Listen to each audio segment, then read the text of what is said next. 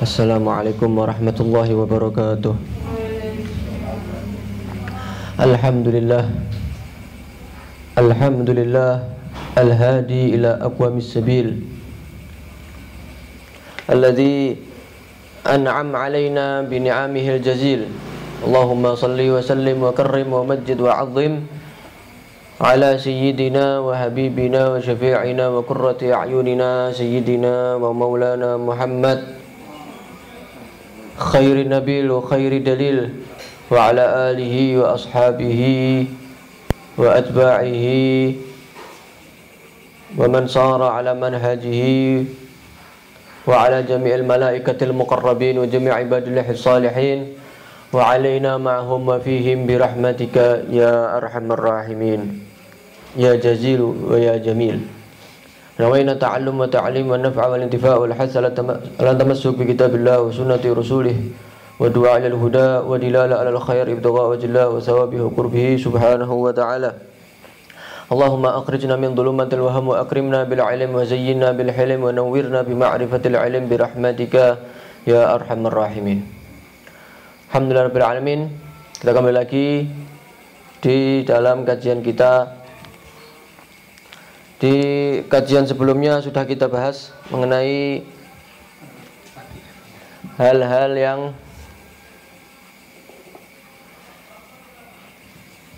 dilarang bagi wanita yang haid ataupun nifas. Begitu juga bagi seorang yang memiliki hadas besar. Haid, wanita yang mengalami haid atau nifas secara khususnya, atau dan juga seseorang yang memiliki hadas besar. Yang pertama sudah kita bahas kemarin, yaitu sholat. Wanita yang haid atau nifas dilarang untuk melaksanakan sholat. Kemarin sudah kita bahas mengenai hal-hal yang berkaitan dengan itu. Permasalahan ada dua permasalahan yang sangat penting, yang mana setiap muslimah wajib mengetahui masalah itu masalah zawalul mani' dan masalah turul mani'. Sudah kita bahas sebelumnya, insyaallah semuanya paham semuanya mengenai masalah zawalul mani' dan turul mani'. Sudah kita berikan contoh kemarin, beberapa contoh mengenai itu.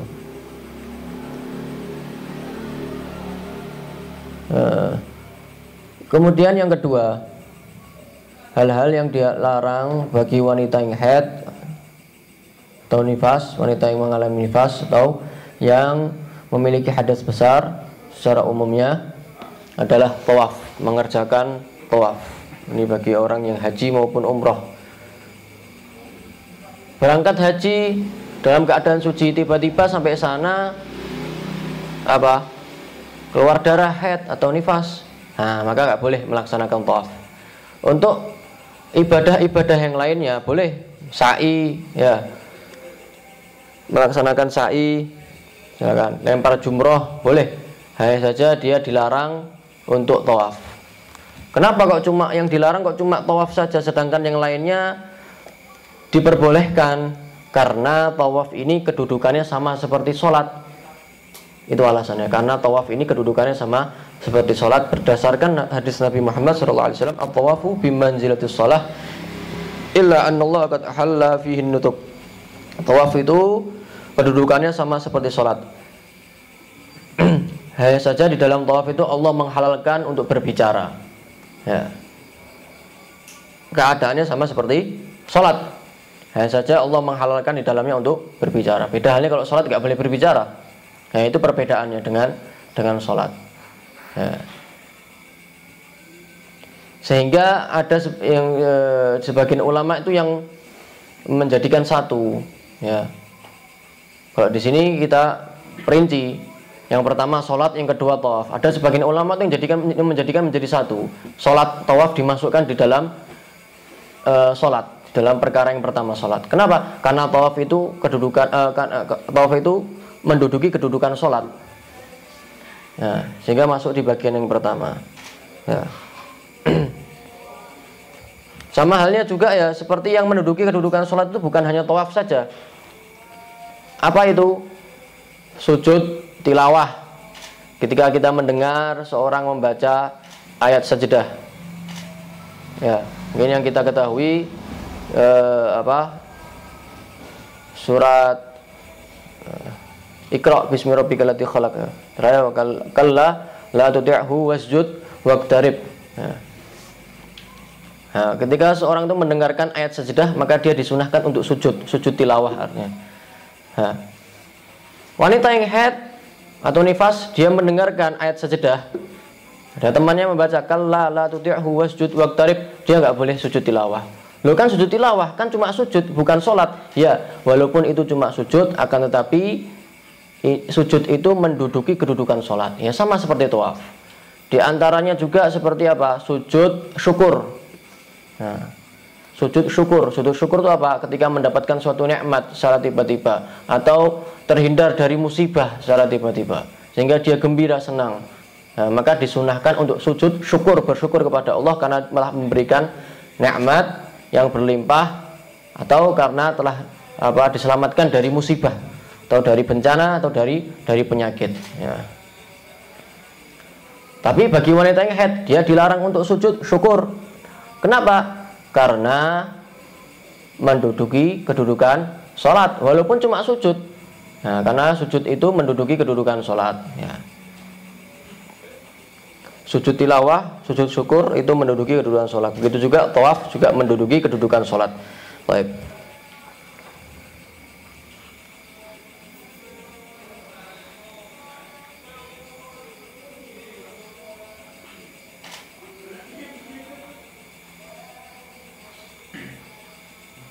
Ya. Diriwayatkan daripada Sayyidah Aisyah radhiyallahu taala anha bahwa sungguhnya Nabi Muhammad SAW bersabda kepada beliau, Sayyidah Aisyah, "Isna'i ma yasna'ul hajj ghaira alla tatufi bil bait."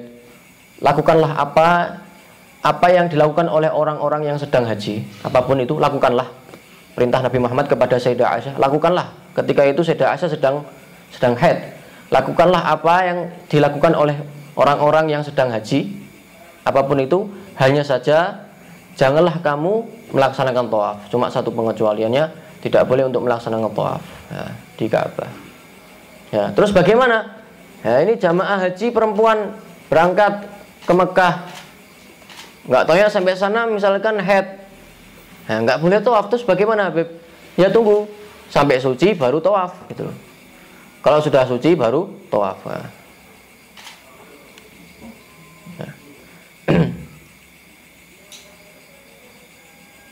Ya, ini yang kedua ya. Ini yang kedua daripada perkara yang dilarang bagi wanita yang haid atau nifas.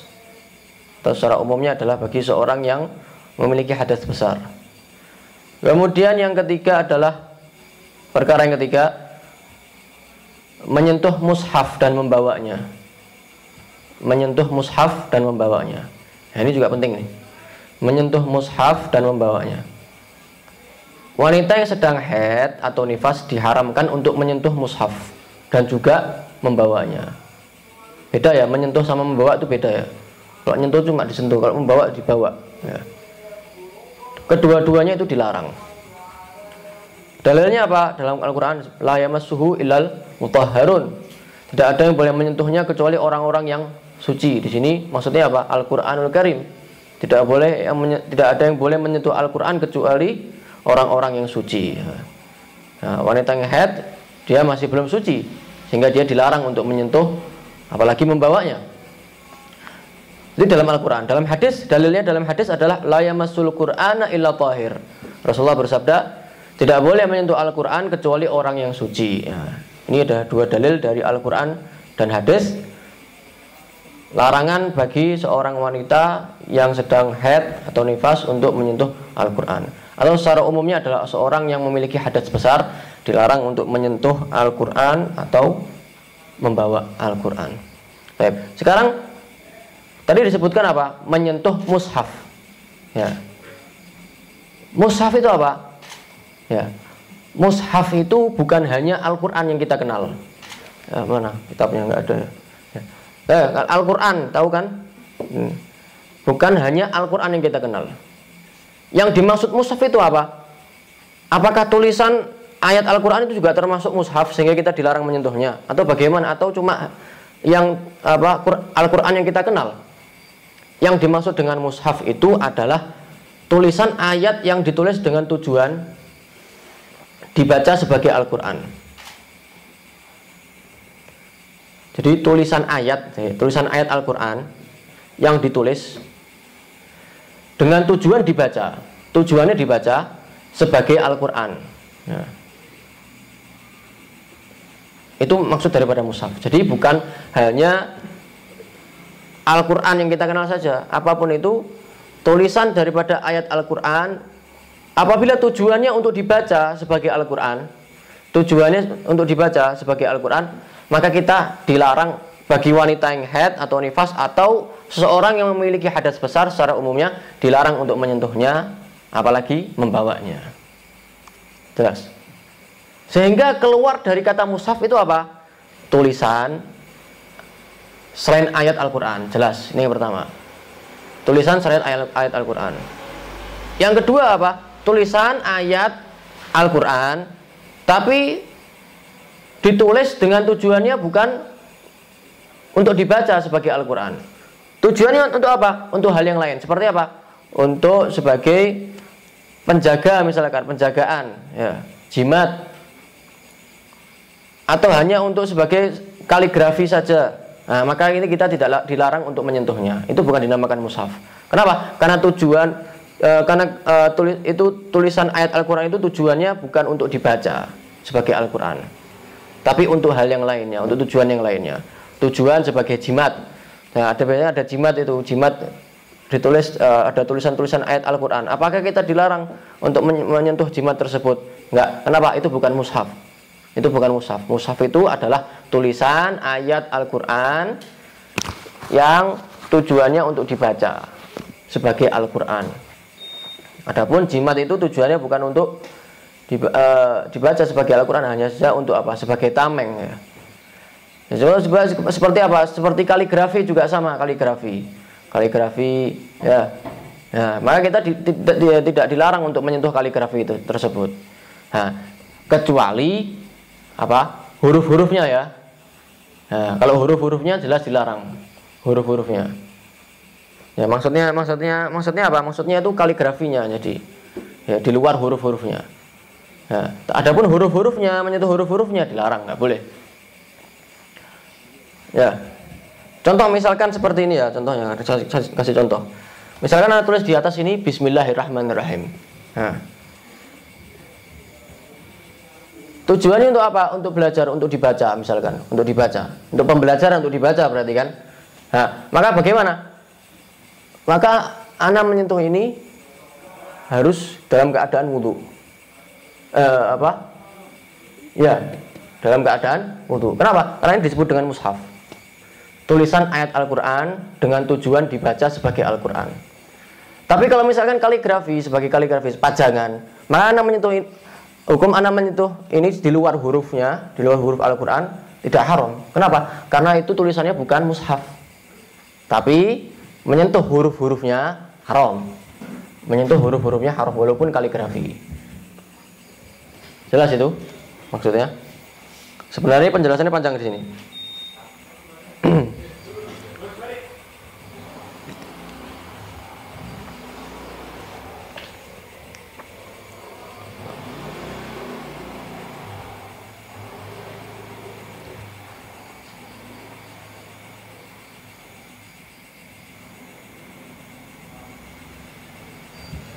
Jelas ini, ya.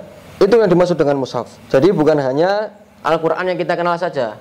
Nah, yang dimaksud dengan mushaf itu apa? Ayat, tulisan ayat Al-Quran yang ditulis dengan tujuan untuk dibaca sebagai Al-Quran.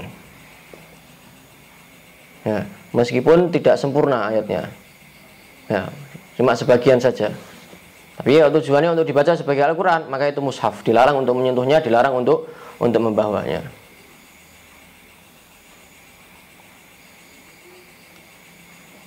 Ya.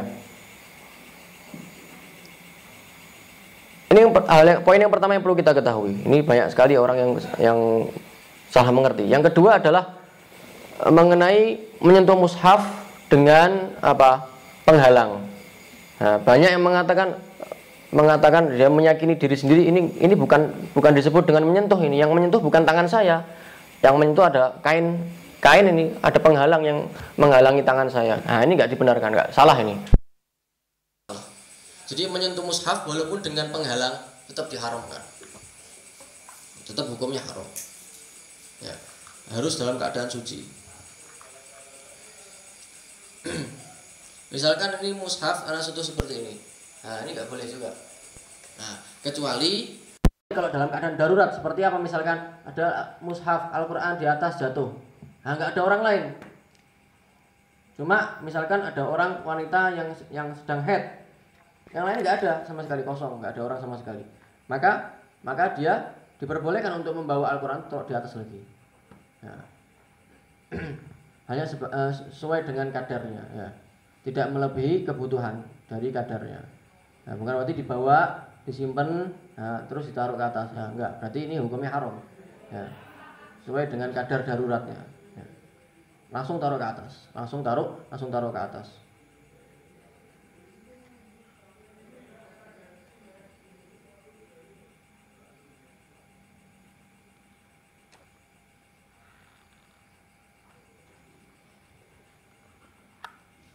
Kemudian yang ketiga adalah poin yang ketiga,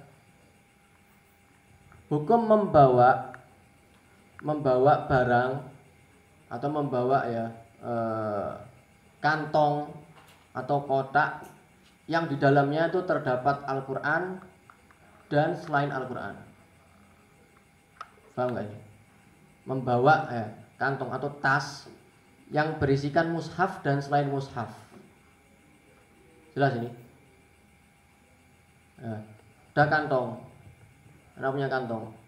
Isinya kantong itu apa? Al-Quran dan misalkan apa? Botol aqua. Nah, berarti kan dalam tas itu, dalam kantong itu terdapat Al-Quran dan botol aqua selain Al-Quran. Sekarang hukum membawa tas itu bagaimana? Apakah dihukumi haram? Karena tadi apa? Hukum membawa Al-Quran dalam keadaan hadas besar haram, atau tidak karena di situ ada botol aquanya, atau bagaimana? Nah, hukumnya bagaimana?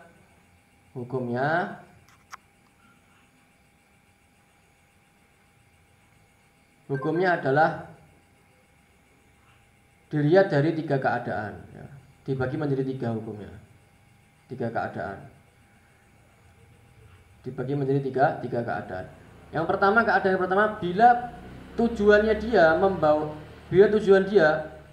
tasnya itu tujuannya hanya membawa mushaf saja. Dia membawa tasnya itu yang berisi apa? Mushaf dan selain mushaf, tujuannya itu cuma membawa mushaf saja. Nah, maka ini jelas hukumnya haram.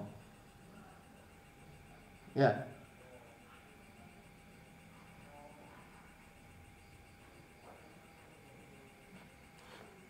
Ini perlu dicatat juga, ini sangat penting juga. Tujuan itu bukan berarti niat, ya. Yang dimaksud tujuan itu bukan berarti niat. Nah, ini kantong misalkan, isinya apa? Mushaf sama Al-Quran. Wah, saya niatkan ini saya bawa aqua saja. Ya, jadi yang dimaksud dengan tujuan itu bukan apa? Bukan niat. Terus apa? Yang dimaksud dengan tujuan di sini adalah keperluan. Keperluan kamu membawa benda tersebut itu untuk apa? Gitu loh. Sebagai contoh, ini Anda kasih contoh. Nah, ini juga yang banyak salah paham. Nanti keadaan yang kedua, hukumnya boleh. Kapan itu? Ketika dia tujuannya apa? Tujuannya hanya membawa selain mushaf tadi. Atau tujuannya membawa dua-duanya. Mereka mengartikan tujuan itu dengan niat. Wah, saya niat bawa botol aqua saja. Nah, wah, saya niat bawa dua-duanya. Ya, jadi sekali lagi yang dimaksud dengan tujuan itu apa? Bukan niat, tapi apa? Keperluan kamu itu apa membawa itu? Nah, keperluan kamu itu apa membawa itu? Ya. Contoh ini misalkan contoh. Ini keadaan yang pertama. Apa yang keadaan pertama tadi? Tujuannya hanya membawa mushaf. Sekali lagi tujuan itu bukan niat. Jadi sesuai dengan keperluannya. Hukumnya apa? Haram. Contoh.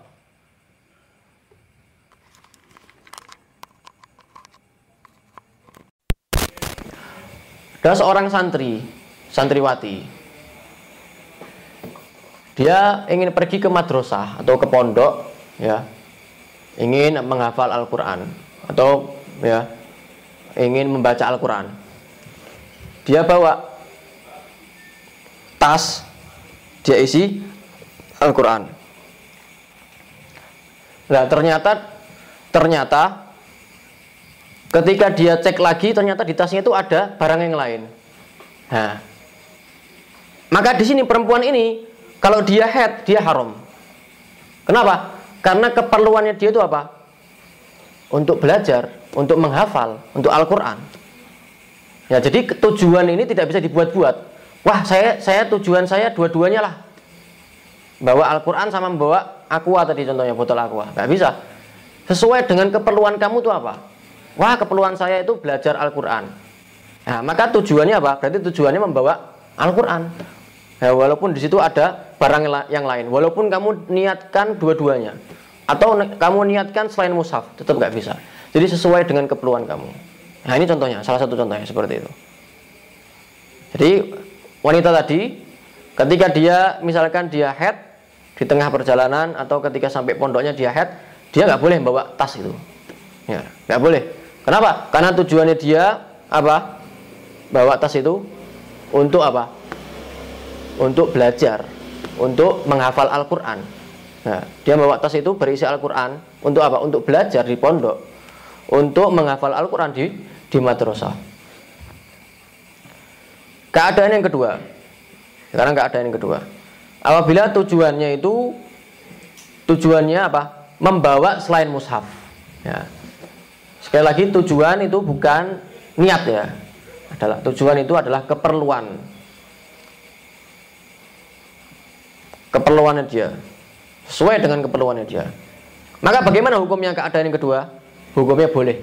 Apabila tujuannya itu membawa selain mushaf saja, maka hukumnya boleh. Contohnya bagaimana? Seorang yang dia membawa tas berisi mushaf, berisi Al-Quran dan selain Al-Quran, tapi tujuannya hanya selain mushaf, keperluannya hanya selain mushaf. Gimana contohnya? Ya, contoh misalkan seorang wanita, dia ingin kursus jahit, ya, di salah satu tempat di tetangganya misalkan. Dia membawa tas berisi apa? Alat-alat jahit di situ. Ya. Ternyata sudah sampai sana, dia dalam keadaan haid ketika itu ya. Dia membawa tas apa? Berisi apa? Alat-alat jahit. Ternyata sudah sampai sana tempat kursusnya, dia dapatkan di dalamnya itu juga ada Al-Quran. Nah, maka bagaimana? Dia membawa tas itu? Boleh. Kenapa? Karena tujuannya dia apa? Untuk jahit. Karena tujuan dia membawa tas itu apa? Dia membawa apa? Alat-alat jahit. Tujuan dia membawa tas itu apa? Dia membawa alat-alat jahit untuk kursus jahit. Bukan untuk apa? Membawa Al-Quran tadi. Bukan untuk membawa Al-Quran tadi. Ya, jadi keperluannya sesuai dengan keperluannya. Sekarang keadaan yang ketiga,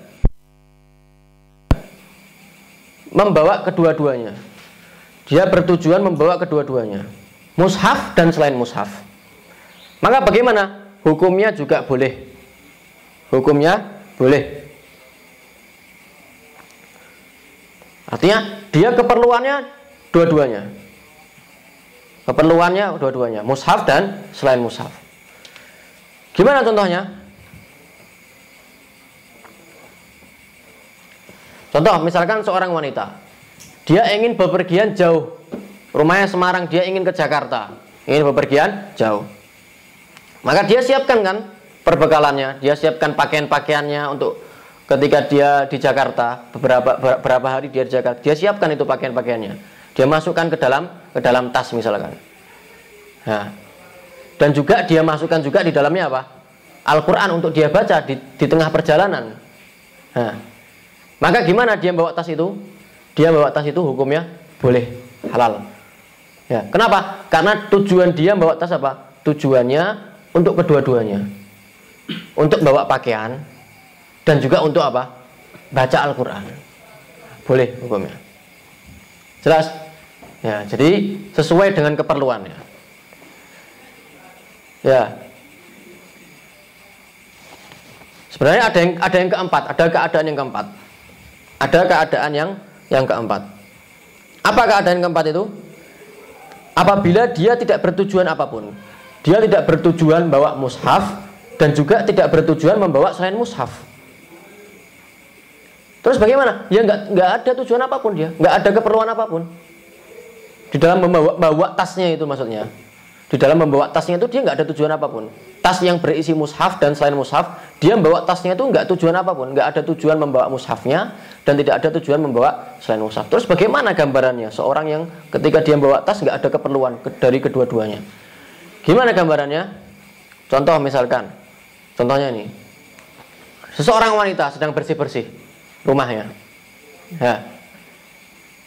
Kemudian dia ingin membersihkan, misalkan bagian bawah di sini, bagian bawahnya, tapi tertutupi dengan tas yang mana di dalamnya ada Al-Quran dan selain Al-Quran.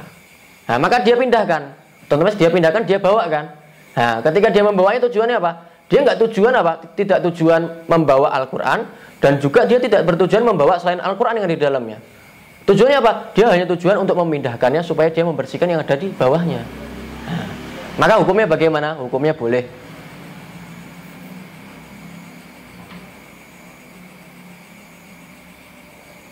Jelas ini? Ya, jadi yang dimaksud dengan tujuan itu bukan niat. Jadi nggak bisa dibuat-buat. Ya, bukan berarti sebagian orang itu ada yang mengatakan seperti ini. Ya, bahwa misalkan dia bawa habis misalkan beli mushaf misalkan, atau dia bawa mushaf, seorang wanita misalkan. Ya, tiba-tiba dia head misalkan, tiba-tiba dia head. Maka bagaimana, apa yang dia lakukan? Dia taruh, misalkan dia taruh bolpen, dia masukkan ke dalam tasnya. Dia katakan seperti apa? Tujuan saya itu membawa dua-duanya. Nah, ini tidak dibenarkan ini. Tetap hukumnya haram. Ya, jadi tujuan itu tidak bisa dibuat-buat, sesuai dengan keperluannya. Sesuai dengan keperluannya. Ya. Paham ini ya? Itu adalah 4 keadaan mengenai poin yang keberapa tadi? Yang ketiga. Ya. Itu perkara yang berapa? 2, 3, yang ketiga. Perkara yang ketiga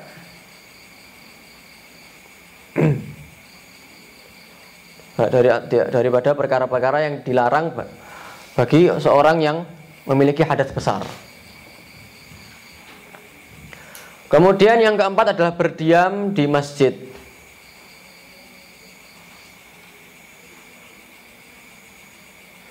Berdiam di masjid. Wanita yang sedang haid atau nifas diharamkan berdiam di masjid. Rasulullah SAW bersabda, "Inilah uhillul masjida li haidin wala li junubin."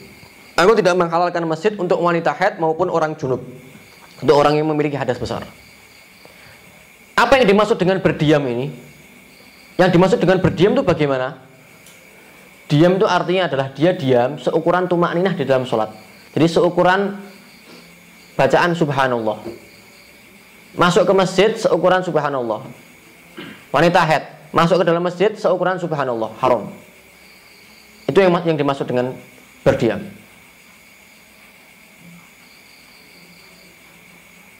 Ya.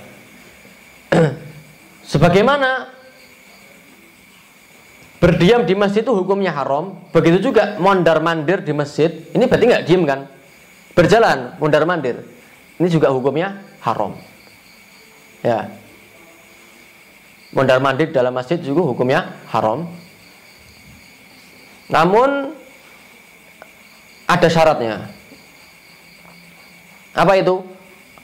Mondar-mandir yang diharamkan itu apabila dia mondar-mandir yang diharamkan itu adalah apabila dia masuk masjid dari satu pintu dan keluar dari pintu yang sama. Nah, ini haram. Ini berarti mondar-mandir. Tapi mondar-mandir yang diperbolehkan itu apa? Masuk satu pintu, keluar dari pintu yang lain. Nah, ini boleh. Dengan catatan, tapi dengan catatan apa? Dengan catatan tidak dikhawatirkan bakal mengotori masjid. Kalau dia misalkan dia meyakini walaupun cuma masuk masjid dari satu pintu, keluar dari pintu yang lain, tapi dia meyakini ini bakal mengotori masjid, bakal jatuh misalkan, maka hukumnya haram. Jelas. Jadi ada catatan yang kedua tadi, mondar-mandir yang dihalalkan itu ada catatannya apa? Asalkan dia tidak khawatir akan apa? Mengotori masjid. Akan mengotori masjid. Ini juga dikiaskan untuk yang lainnya, bukan hanya untuk wanita yang haid. Siapapun itu yang membawa najis, ya, yang membawa najis, dan dia khawatir bakal apa? Mengotori masjid, maka juga sama hukumnya, sama seperti tadi wanita yang haid. Kalau mungkin sekarang ini karena sudah adanya apa pembalut dan lain sebagainya, mungkin lebih aman lah ya.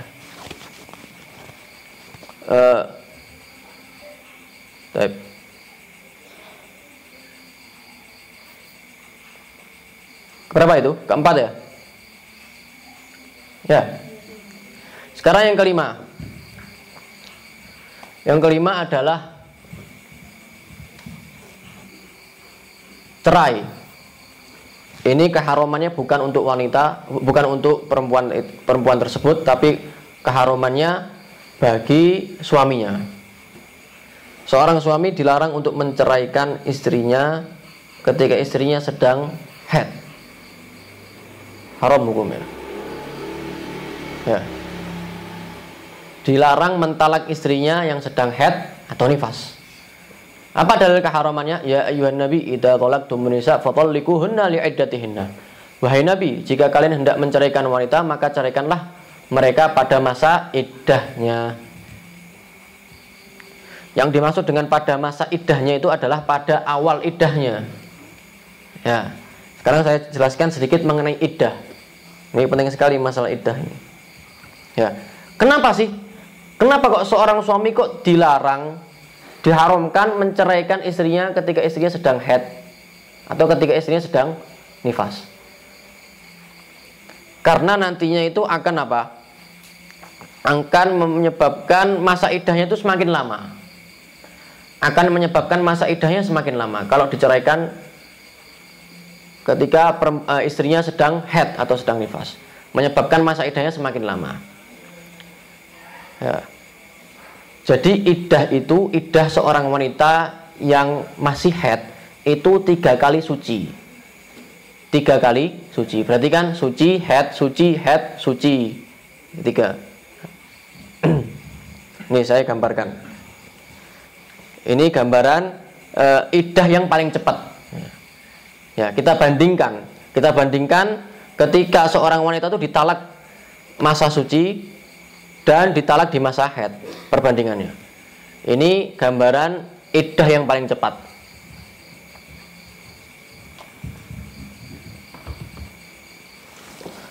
Ya Allah. Berapa iddah itu? Iddah itu dalam arti apa iddah itu? Iddah itu artinya seorang wanita yang ditalak, seorang wanita yang ditalak, yang diceraikan, dia tidak diperbolehkan untuk dilamar laki-laki lain sampai masa iddahnya selesai. Berapa masa iddahnya yang bagi wanita yang masih haid? 3 kali suci. Kenapa kok seperti ini? Kenapa kok dilarang? Ya, kalau seandainya diperbolehkan bahaya. Nanti kalau misalkan setelah itu langsung menikah lagi, ini anaknya siapa? Mungkin dari anak yang pertama. Nah, makanya tujuannya masa iddah ini tujuannya apa? Kenapa kok dilarang? Kenapa kok harus menyelesaikan masa iddah terlebih dahulu? Tujuannya apa? Supaya benar-benar yakin bahwa rahimnya kosong. Sehingga jelas anaknya siapa. Itu. Ini perbandingan. Ini gambaran iddah yang paling cepat. Kemarin sudah kita ketahui di pelajaran haid bahwa minimal haid berapa? 24 jam satu hari. Minimalnya suci berapa? 15 hari. Baik. Sekarang ini gambaran yang pertama, ini perbandingan kalau ditalak di masa suci, ini di masa haid ya. Dia ditalak di masa ketika dia masih dalam keadaan suci. Ini kok di kanan sih? Di sini ya.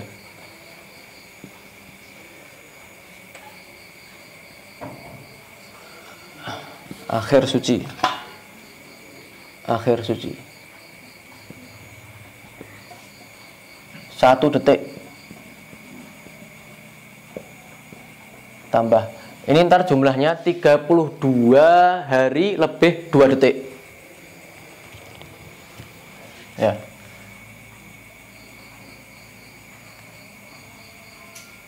Head 24 jam 1 hari. Tambah suci berapa? 15 hari. Tambah head 24 jam. Tambah suci 1 2 ya. Suci 15 hari.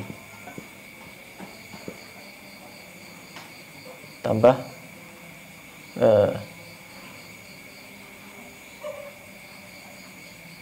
enggak apa?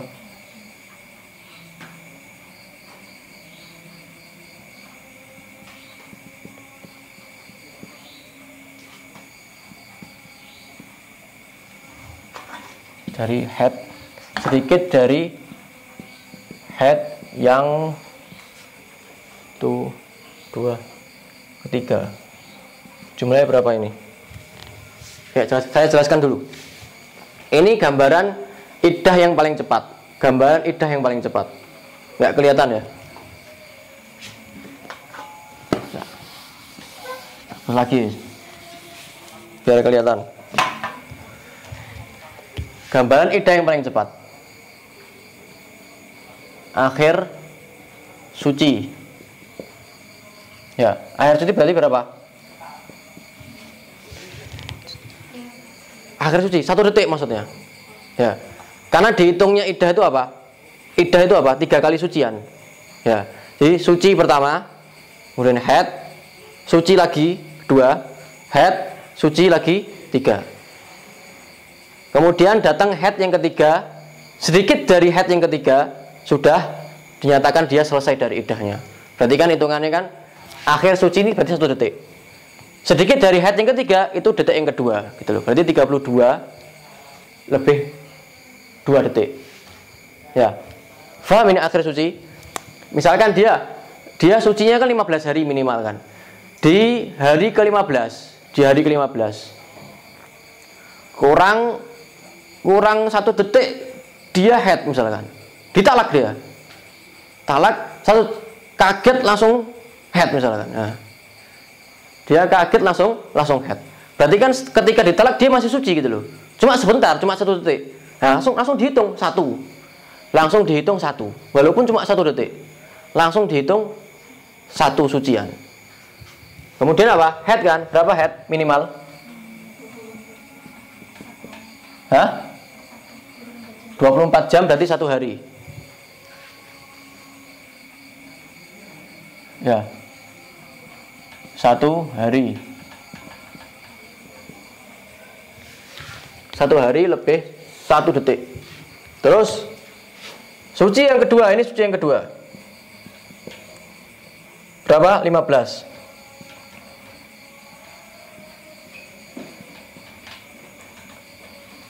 Berapa nih? 16 lebih 1 detik.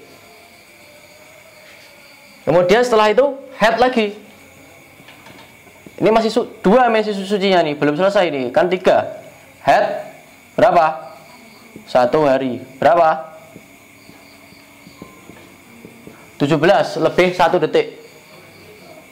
Ya. Kemudian suci. Ini suci yang ketiga ini. 15 hari.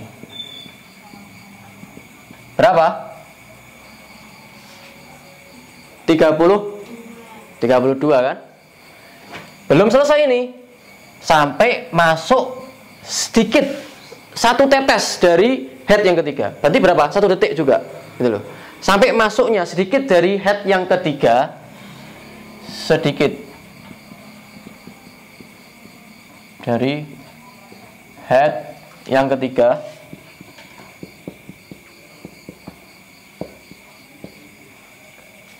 jumlahnya berapa?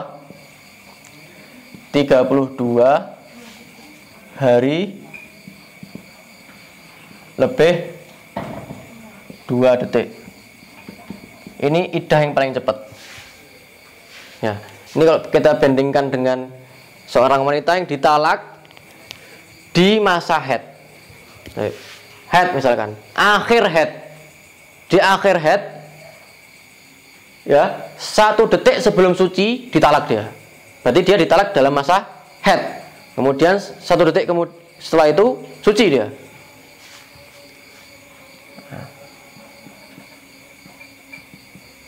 Akhir haid. Masih belum dihitung. Beda sama yang awal. Ini langsung dihitung ini. 1. Ini kan yang dihitung apa? Sucinya kan 3 kali suci. Ini masih belum dihitung ini. Nah, suci. Setelah itu suci. Berapa suci? 15 minimalnya. Ini gambaran yang paling cepat ya. Iddah yang paling cepat. Terus haid lagi berapa? 1 hari ya. Tambah 1 sucinya. Ini suci yang kedua. Suci berapa? 15 minimal. 15 hari. Hitung dulu. Ini nggak dihitung, masih nggak dihitung, berarti nggak dihitung detiknya. Karena masih belum dianggap ini. Yang dianggap kan sucinya. Suci 15 tambah 1 16. Berapa? 31. Masih suci yang kedua ini. Haid lagi. Berapa haid? 1 hari tambah suci lagi. Ini suci yang ketiga ini. 15 hari. Berapa itu semuanya? Hah? 47. Ya. 15 tambah 1 16. Tambah 15 31. Tambah 1 32. Tambah 15 47. Masih belum selesai. Suci yang pertama 1, suci yang kedua 2, suci yang ketiga. Sudah 3 sucian. Masih belum selesai. Sampai datangnya sedikit dari haid yang keberapa? 1 2 3. Haid yang ke 4. Sedikit dari haid yang keempat sama dengan 47 hari lebih 1 detik. Ini kan sedikit 1 detik.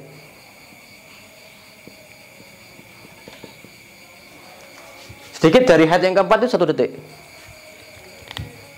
Jelas ini? Nah, lihat, kalian bisa lihat perbandingan. 32 hari lebih 2 detik sama 47 hari.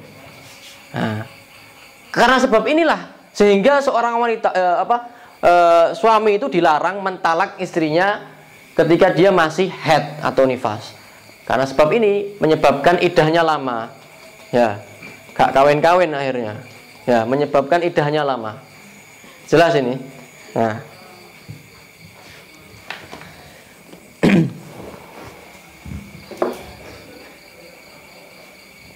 ya, keharaman ini bukan kepada perempuan tersebut tapi kepada suaminya, pada suaminya.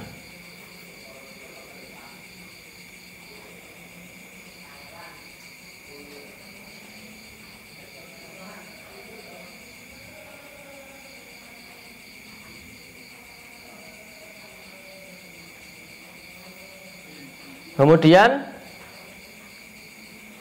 yang berapa sekarang? Yang kelima adalah 6.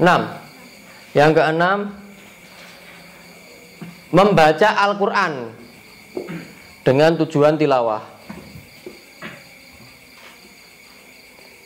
Membaca Al-Quran dengan tujuan tilawah. Apa yang dimaksud dengan tujuan tilawah? Membaca Al-Quran dengan tujuan tilawah. Berarti di situ ada tujuan yang lain selain tilawah, yang hukumnya tidak haram. Sekarang apa maksud dari tujuan tilawah? Tujuan tilawah itu adalah tujuan memperoleh pahala dengan bacaan Al-Quran. Tujuan agar mendapatkan pahala dengan bacaan Al-Quran. Itu maksud daripada tujuan tilawah. Jadi baca Al-Quran dengan tujuan supaya mendapatkan pahala dengan bacaan tersebut. Karena bacaan Al-Quran itu merupakan salah satu bentuk ibadah, yang mana apabila seorang itu membaca Al-Quran akan diganjar, akan diberikan pahala oleh Allah Subhanahu wa Ta'ala. Paham? Itu yang dimaksud dengan tujuan tilawah. Jadi membaca Al-Quran apabila dia tujuannya tilawah, tujuan agar memperoleh pahala dari bacaannya itu, sedangkan dia masih haid atau nifas atau memiliki hadas besar, haram dia membaca Al-Quran. Dilarang dia membaca Al-Quran. Dalilnya mana? Hadis Nabi Muhammad SAW, la yaqra'ul junubu wal haid syai'an minal Quran. Rasulullah bersabda, tidak boleh seorang yang junub, yang memiliki hadas besar, dan seorang haid membaca walaupun cuma sedikit dari Al-Quran. Ya, walaupun cuma sedikit dari Al-Quran. Ya. Tidak boleh. Itu dalilnya. Namun, ya, untuk yang keenam ini ya, perkara yang keenam ini, membaca Al-Quran dengan tujuan tilawah, ini dihukumi haram bagi yang memiliki hadas besar dengan dua syarat. Syarat keharamannya ini ada berapa? Ada dua. Syarat yang pertama, melafadzkan bacaan tersebut. Sekiranya dia mendengarkan apa yang dia baca. Sekiranya apa? Dia mendengarkan apa yang dia baca. Ya. Bismillahirrahmanirrahim. Alhamdulillahirabbil alamin arrahmanir rahim. Ini bukan hanya saya saja yang mendengarkan, yang lain juga mendengarkan. Pokoknya minimalnya sekiranya dia sendiri mendengarkan bacaannya. Ya. Sedangkan dia masih haid, haram. Tapi kalau geremeng atau batin, nggak haram. Ya. Ini biasanya dipakai bagi perempuan-perempuan yang menghafal Al-Quran. Jadi ketika masa haid, dia caranya seperti itu, batin, jadi di dalam hati, menghafal. Atau geremeng. Ya, ini syarat yang pertama. Syarat yang kedua adalah kembali lagi ke makna tujuan tilawah. Syarat yang kedua adalah apa? Bertujuan tilawah. Bertujuan tilawah saja, atau menggabungkan tujuan tilawah dengan tujuan yang lainnya. Tadi kan sudah tahu kan, maksud daripada tujuan tilawah itu apa kan? Tujuan supaya mendapatkan apa? Pahala dengan bacaan tersebut. Ya. Syarat yang kedua apa? Bertujuan tilawah saja, atau menggabungkan tujuan tilawah dengan tujuan yang lainnya.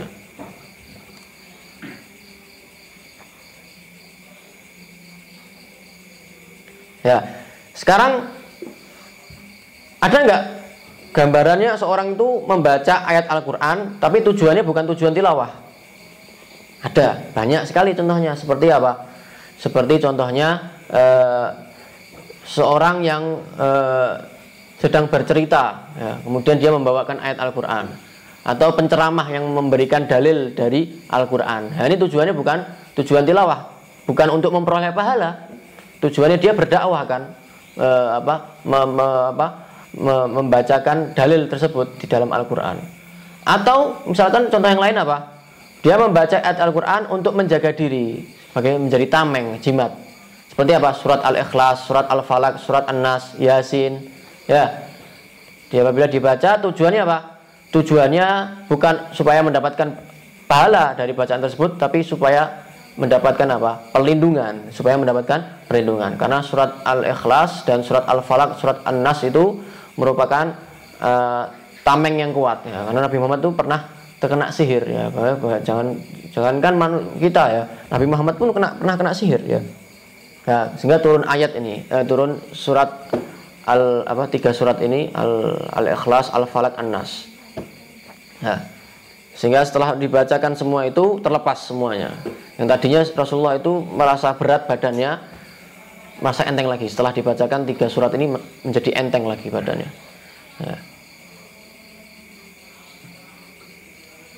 Ya, kalau tujuannya untuk apa? Sebagai penjagaan atau membacakan dalil, nah, kan sebenarnya tujuannya bukan untuk tilawah, bukan supaya mendapatkan pahala dalam bacaannya. Nah, maka di sini membaca Al-Quran walaupun dia berhadas besar atau perempuan yang sedang haid atau nifas tidak dilarang. Ya, tidak dilarang. Asalkan tujuannya bukan tilawah. Jelas ini? Ya. Jadi syarat yang kedua apa? Bertujuan tilawah saja atau menggabungkan tujuan tilawah dengan tujuan lainnya. Tapi kalau seandainya dia membaca surat Al-Ikhlas, tujuannya apa? Pertama, supaya saya dapat pahala dengan bacaan Al-Quran. Kedua, supaya saya dilindungi oleh Allah Subhanahu wa taala dari bencana-bencana, musibah, sihir-sihir dan lain sebagainya. Berarti apa? Haram hukumnya. Kenapa? Dia menggabungkan. Karena syarat yang kedua apa? Syarat keharuman yang kedua apa? Bertujuan tilawah saja atau menggabungkan tujuan tilawah dengan tujuan yang lainnya. Jadi yang halal itu cuma apa? Tujuan yang lain saja. Ya. Hal-hal yang perlu diperhatikan di sini adalah ketika seorang itu membaca tahlil atau membaca rotibul haddad. Ya, membaca tahlil, membaca rotibul haddad. Ya. Kalau membaca Yasin bagaimana? Kan Yasin lebih banyak daripada surat Al-Ikhlas. Nah, perlu diketahui bahwa di sini tidak ada ukurannya. Berapapun itu ayatnya, berapa banyak pun itu ayatnya, apabila tujuannya bukan untuk tilawah boleh. Tapi kalau tujuannya untuk tilawah atau menggabungkan tujuan tilawah dengan tujuan yang lainnya, haram. Ya. Apa tadi mengenai tahlil dan rotibul haddad. Perlu diketahui bahwa tahlil, ketika tahlil itu kita akan membaca apa? Ayat kursi, Al-Ikhlas, Al-Falaq, dan kita apa? Menyebutkan apa? Membaca juga Al-Fatihah, dikirimkan kepada mayat yang meninggal daripada keluarganya. Ya. Begitu juga ketika apa? Membaca rotibul haddad juga sama. Ya, ketika membaca rotibul haddad. Ya, setelah apa? Setelah membaca ayat Al-Ikhlas, Al-Falaq, An-Nas, itu kan kita membaca apa? Fatihah, mengirimkan Fatihah kepada para ulama, para aulia dari keluarga kita juga mengirimkan Fatihah kepada mereka, mengirimkan hadiah kepada mereka Al-Fatihah. Nah, makanya bagaimana hukumnya seorang wanita yang sedang haid atau nifas atau memiliki hadas besar membaca ayat tersebut, membaca ayat Al-Quran tadi Al-Ikhlas, Al-Falaq, atau mengirimkan Fatihah kepada mayit yang sudah meninggal? Perlu diketahui bahwa untuk bacaan rotib sendiri selain Al-Quran jelas boleh, ya. Atau tahlil selain Al-Quran daripada zikir-zikirnya la ilaha illallah subhanallah boleh, karena itu bukan Al-Quran. Tapi pembacaan ayat Al-Quran ini sudah patokan, walaupun itu di tahlil atau di rotibul haddad atau dimanapun, pembacaan ayat Al-Quran apabila tujuannya tilawah, ya, yang masuk di sini juga yang dimaksud dengan tilawah di sini adalah apa? Menghadiahkan Al-Fatihah, menghadiahkan surat Al-Ikhlas, menghadiahkan surat An-Nas, ayat kursi, menghadiahkan surat Yasin, itu juga termasuk tujuan tilawah. Ya, juga termasuk tujuan tilawah.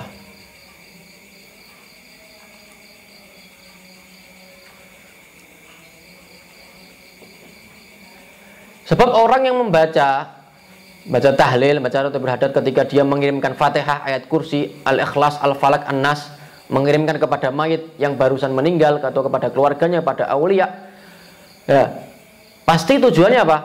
Tujuannya kan menghadiahkan, kan? Menghadiahkan pahala, kan? Menghadiahkan pahala yang dia baca Al-Fatihah, Al-Falaq, Al-Ikhlas, An-Nas kepada mayit tersebut. Berarti artinya apa?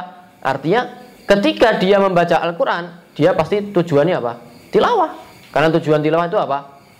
Tujuan tilawah itu apa? Membaca Al-Quran supaya mendapatkan apa? Pahala dari bacaan tersebut. Dan dia menghadiahkan pahala bacaan tersebut kepada mayit tersebut. Ya. Jelas?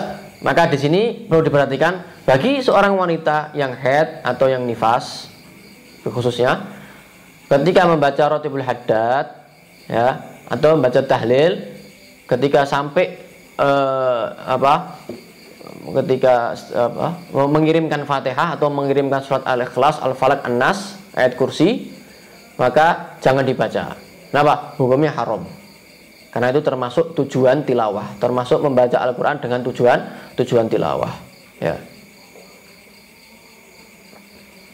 Atau kalau mau membaca, jangan dilafalkan. Kan kayak syarat yang pertama kan dilafalkan. Kalau misalnya mau membaca, wah saya mau baca nggak enak kalau nggak tawasul, Beb. Nggak apa-apa, batin dalam hati, gitu loh. Wah pahalanya ya nggak sama dong sama yang laki, sama, pahalanya sama. Ya. Malah justru kalau dibaca malah dapat dosa, gitu loh. Jelas ini ya. Ya. Yang ketujuh, ya betul yang ketujuh ya. Yang ketujuh adalah puasa. Sama halnya seperti sholat ya. Sama halnya seperti sholat. Puasa juga dilarang bagi wanita yang haid maupun nifas. Nah, cuma perbedaannya apa dengan sholat? Perbedaannya adalah wanita yang sedang haid atau nifas, dia tidak diperbolehkan, bukan nggak diwajibkan ya, tidak diperbolehkan mengqadha'i sholatnya dia ketika di masa haid atau di masa nifas, nggak boleh. Ya, malah kalau dia mengqadha'inya haram. Ya loh. Sudah ini sudah keringanan dari Allah kok. Ya. Jangan diqadha'i, jangan diqadha'i. Justru kalau mengqadha'inya hukumnya haram. Kenapa? Karena ketika kamu mengqadha'i sholat tersebut berarti kamu mengqadha'i atau melaksanakan sholat yang tidak sah. Karena kamu mengqadha'i sholat di masa haid, dan sholat di masa haid itu hukumnya tidak sah gitu loh. Berarti kamu melakukan ibadah yang rusak gitu loh. Menyengaja di dalam melaksanakan ibadah yang rusak itu hukumnya haram. Nah, ini perbedaannya. Kalau sholat, wanita yang haid atau wanita yang nifas, dia tidak diperbolehkan mengqadha'i sholatnya. Tidak mengqadha'i sholatnya. Tapi wanita yang haid atau yang nifas, dia tetap diwajibkan mengqadha'i puasanya di bulan Ramadan. Ya, ketika dia haid atau nifas di bulan Ramadan. Itu perbedaannya. Loh, kenapa kok dibedakan, Habib? Ya, karena sholat itu ini juga merupakan keringanan dari Allah Subhanahu wa taala untuk khususnya untuk apa? Banat Adam ya. Untuk ikhwat ya, para muslimat, adalah apa? Karena ibadah sholat itu kewajibannya setiap hari, ya gak? Kalau seandainya seorang wanita kan pasti setiap bulan dia mengalami haid, apalagi kan ada yang berbeda, ada yang sampai 15 hari, ada yang beda-beda ya. Maka kalau seandainya dia diwajibkan untuk mengqadha'i sholat, akan kasihan ya. Dan Allah tidak, la yukallifullahu nafsan illa wus'aha. Allah tidak pernah membebankan, tidak pernah memberikan beban yang berat bagi hambanya ya.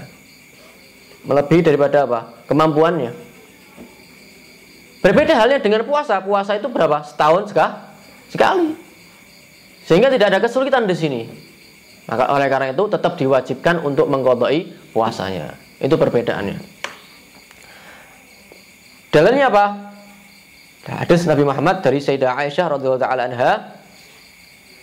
Beliau mengatakan, "Kunna nu'maru bi qadha'i shaum wa la nu'maru bi qadha'i shalah." Kami kata Sayyidah Aisyah, kami diperintahkan oleh Rasulullah sallallahu alaihi wasallam mengqadha'i puasa, dan kami tidak diperintahkan untuk mengqadha'i salat. Ya.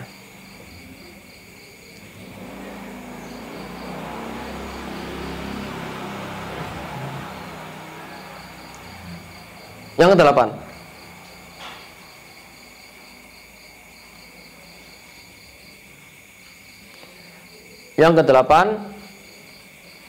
bersentuhan antara lutut dan pusar.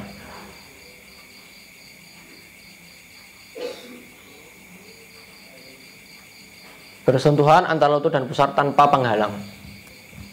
Ini juga hukumnya haram bagi suaminya, ya, bagi suaminya, begitu juga bagi perempuan tersebut. Kalau dia mengetahuinya. Jadi kalau dia nggak tahu hukumnya, ya, masih belum tahu hukumnya. Ya. Bersentuhan antara lutut dan pusar tanpa penghalang. Apalagi kalau sampai berhubungan badan gitu loh. Ya. Tapi kalau ada penghalangnya maka masih diperbolehkan, boleh. Tapi kalau bersentuhan antara lutut dan pusar tanpa penghalang ini nggak boleh. Ya. Antara lutut dan pusar itu lampu merah sudah. Ketika masa haid atau masa nifas. Ya. Adapun selain itu silahkan. Ya. Seperti yang disabdakan oleh Nabi Muhammad SAW. Daripada sahabat Sayyidina Umar bin Khattab radhiyallahu ta'ala anhu, beliau bertanya kepada Rasulullah sallallahu alaihi wasallam, "Sa'altu Rasulullah sallallahu alaihi wasallam, ma lirrajul min imra'atihi wa ya haid?" Qala ma fawqal izar. Aku bertanya kepada Nabi Muhammad sallallahu alaihi wasallam, katanya Sayyidina Umar, apa yang halal untuk laki-laki dari istrinya ketika dia sedang haid? Apa yang halal untuk laki-laki, untuk suaminya dari istrinya ketika dia sedang haid? Nabi Muhammad SAW menjawab, yaitu apa-apa yang ada di atas sarung. Ma fauqal izar, apa-apa yang ada di atas sarung. Yang dimaksud dengan sarung di sini adalah antara lutut dan pusar. Nah, ya. Jadi selain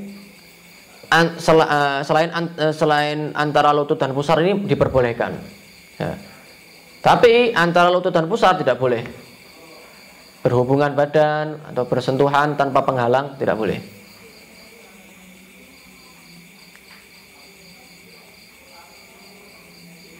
Ya.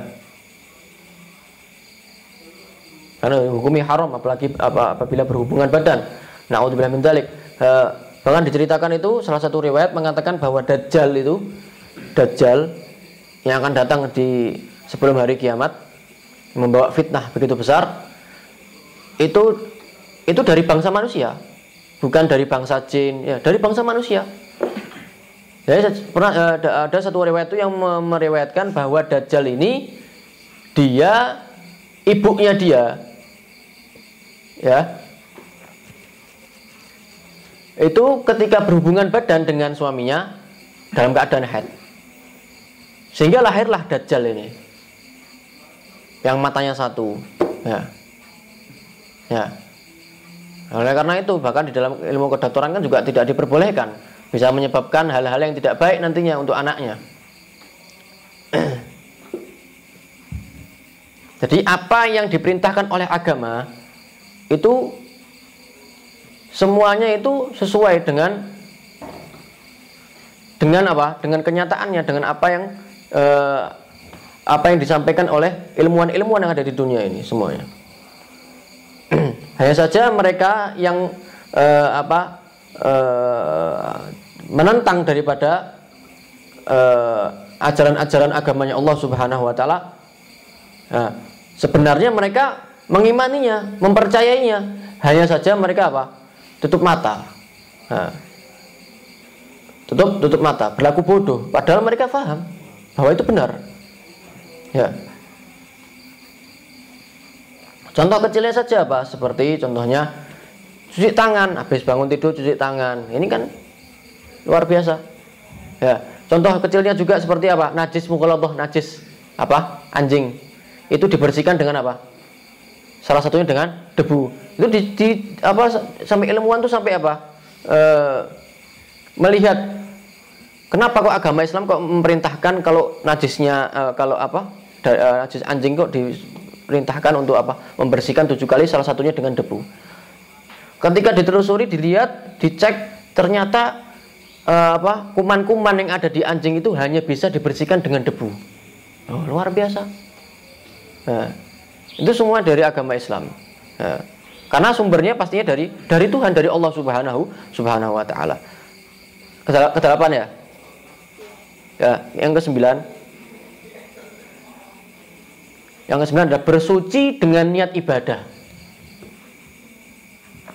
Bersuci dengan niat ibadah. Wanita yang sedang haid atau nifas diharamkan bersuci dengan niat ibadah.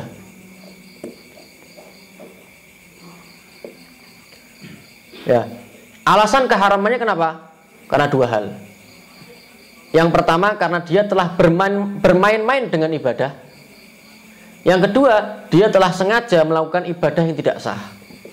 Dia telah sengaja melakukan ibadah yang tidak sah. Nah, bersuci dengan niat ibadah. Apa yang dimaksud dengan bersuci dengan niat ibadah? Maksudnya bagaimana? Maksudnya adalah dia bersuci dengan niat menghilangkan hadas, baik itu hadas kecil maupun hadas besar. Wanita yang sedang haid, dia wudhu, niat apa? Atau dia mandi besar, niat untuk menghilangkan hadas kecil. Saya niat wudhu untuk menghilangkan hadas kecil. Atau mandi, niatnya apa? Dia niat mandi untuk menghilangkan hadas besar. Haram hukumnya. Ini yang dimaksud dengan bersuci dengan niat ibadah. Ya. Alasan keharaman tadi karena dua hal. Nah, adapun mandi sunnah, apakah diperbolehkan bagi seorang wanita mandi sunnah ya? Nah, bukan berarti nggak boleh mandi, ya, bukan ya. Ini niat ibadah maksudnya. Kalau dengan niat ibadah, kalau mandi biasa kan nggak ada niatnya, nggak ada pahalanya gitu maksudnya. Kalau mandi dengan niat ibadah, ya. Tapi dibahas oleh ulama apabila dia mandi sunnah maksudnya. Seperti mandi Jumat, mandi di hari raya. Gimana hukumnya? Maka hukumnya sesuai dengan tujuannya. Apabila dia tujuan mandinya untuk sesuatu yang diharamkan atas wanita yang haid atau nifas, maka hukum mandinya hukumnya haram. Contoh seperti seorang wanita sedang haid, dia mandi di hari Jumat. Tujuannya apa? Supaya mandinya itu untuk Jumat, untuk sholat Jumat. Dia mandi untuk sholat Jumat. Sedangkan seorang wanita yang sedang haid, dia dilarang untuk sholat, gitu loh. Dia mandi niatnya untuk sholat Jumat, maka mandinya hukumnya haram, gitu loh. Walaupun sunnah. Ya kalau pun ingin mandi ya nggak usah niat untuk Jumat, gitu loh. Nah. Tapi kalau dia mandi sunnahnya tujuannya untuk sesuatu yang tidak diharamkan atas wanita yang haid atau nifas, maka hukum mandinya boleh. Ya, dan dapat pahala. Contoh seperti apa? Mandi di hari raya. Ya, tujuannya apa? Bukan untuk sholat di hari raya, tapi tujuannya untuk menghormati hari rayanya, menghormati harinya, bukan untuk sholat di hari raya. Nah, maka di sini diperbolehkan dapat pahala juga, sunnah. Itu adalah 9 perkara. Sebenarnya ada 10 ya. Yang 10 tadi sudah kita bahas. Ya, masalah mundar-mandir itu. Ya. Mundar-mandir kan ada 2. Ada mundar-mandir yang hukumnya haram, yaitu apa? Definisinya masuk satu pintu masjid, keluar dari pintu yang sama. Nah, yang ke-10 ini adalah apa? Ini melewati masjid. Bahasanya ini melewati masjid. Berarti apa? Dia masuk satu pintu, kemudian keluar dari pintu yang lain. Berarti kan melewati masjid. Ini kalau dikhawatirkan apa? Mengotori masjid. Nah, maka hukumnya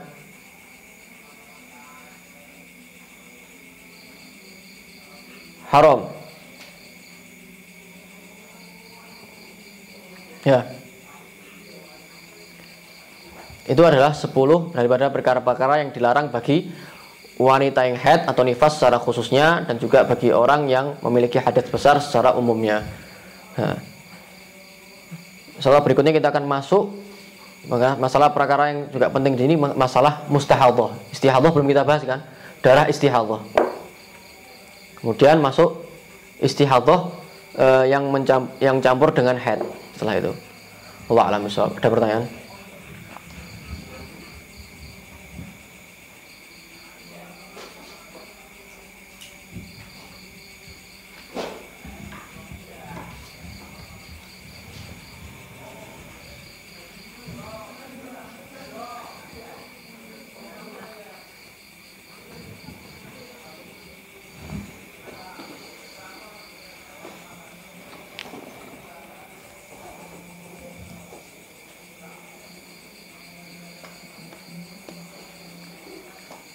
Ini ada yang tanya, Assalamualaikum, jadi bagaimana bila kita membayar sholat yang luput dari orang tua kita yang telah meninggal, bagaimana cara menggantinya gitu?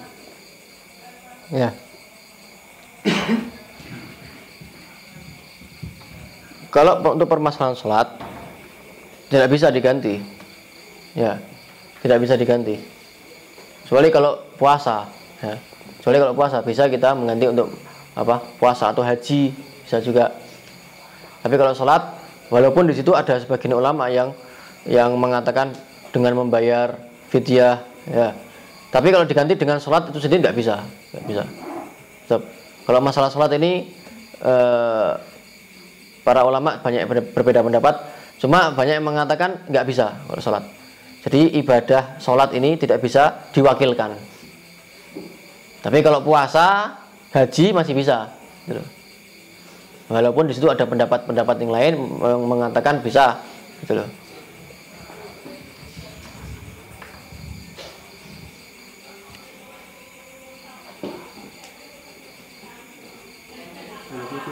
Assalamualaikum warahmatullahi wabarakatuh. Apakah menyusui termasuk salah satu uzur sehingga tidak bisa membayar qadha? Misalnya seorang yang memiliki qadha puasa hingga lewat 1 tahun belum membayar qadha karena sedang menyusui. Apakah di tahun berikutnya terkena wajib fidyah atau tidak? Ya, dia menyusuinya karena takut anaknya atau bagaimana? Kan dilihat dari keadaannya dulu. Kalau dia menyusui karena takut dirinya sendiri, nah, berarti dia wajib qadha. Nah.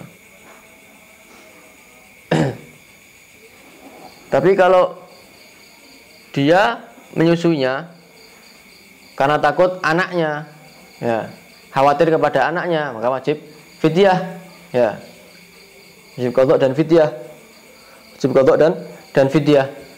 Seperti itu, tergantung dengan tujuannya. Dia menyusui itu, ya, khawatir untuk dirinya sendiri, ya, khawatir perlu makan, nah, atau khawatir untuk anaknya.